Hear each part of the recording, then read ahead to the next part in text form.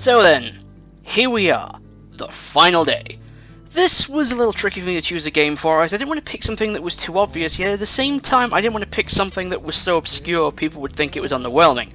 So, after much consideration, browsing my game library trying to find something I could use, I decided that it was finally time for me to tackle the utter calamity that is Fallout 76.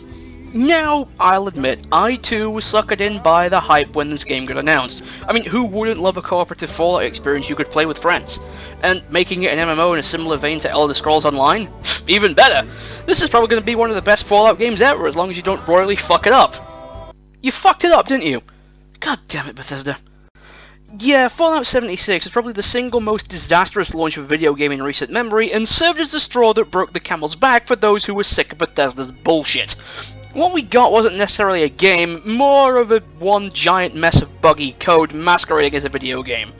Granted, later developments didn't help matters, like the collector's edition bundle being absolute shit, the nylon bag fiasco, and Bethesda's response to the whole thing boiling down to just shut up and deal with it, you're not getting refunded.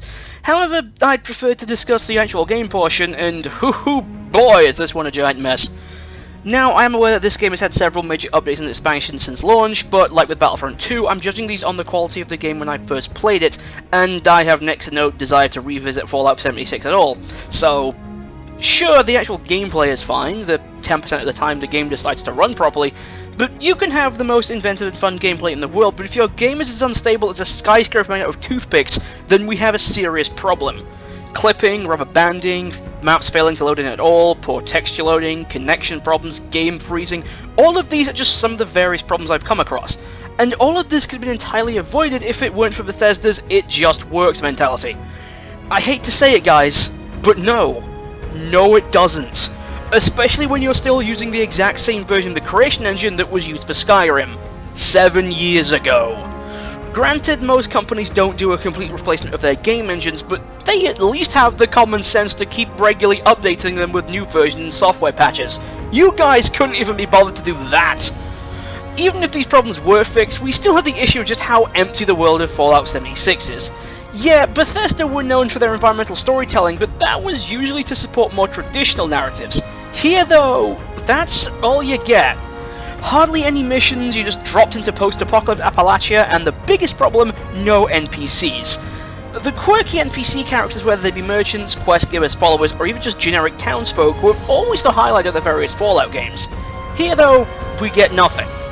It's just you wandering the empty wasteland alone, and given how uncommon it was to come across other players, this got boring incredibly quickly unless you like repeating the same types of missions over and over again, or just reading a ton of text from the only lore you're ever going to come across.